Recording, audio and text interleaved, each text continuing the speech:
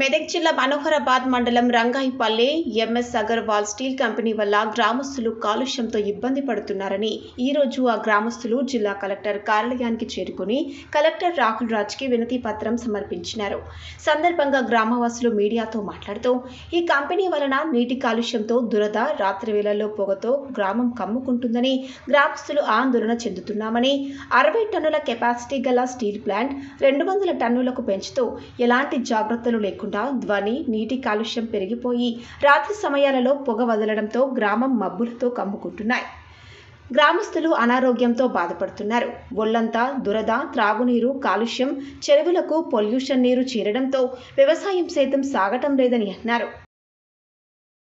Collector దాయినా తెలుస్తుంది, మీ విలేకరులు వచ్చి దాయినా తెలుస్తుంది. ప్రతి ఒక్కరు మనుషులే కాబట్టి మాది మళ్ళీ పోయిపోయి ఏంటంటే సీఎం కాన్సెన్స్ మాది. ఏది మా సీఎం కాన్సెన్స్ అంటే మాజీ సీఎం కల్వకుంట్ల చంద్రశేఖరరావు కాన్సెన్సీ.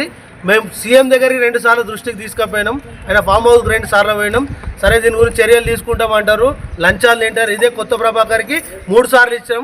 కొత్త ప్రభాకర్ రెడ్డి గిట్ట ఒకసారి వచ్చి మొత్తం మా సార్తో మాట్లాడిండు. తర్వాత మళ్ళీ కనవల్లే ఇక మాకు సార్ దాని గురించి ఏమంటే అది చేస్తామని చెప్పి ఇట్లా టన్నులు పెంచి ఇప్పటికి ఆ కంపెనీతోనే మేము ఊర్లో ఉండలేకుండా పోతున్నాము. ఉన్న వ్యవసాయాలన్నీ ఖరాబు. రాత్రిపూట వచ్చే ఆ డస్టు ఆ పొలాల పైన పడి పొద్దున మంచుకు రంధ్రాలు పడుతున్నాయి. పొలాలన్నీ నష్టము. వాటర్ మొత్తం పొల్యూషన్ అయిపోయింది.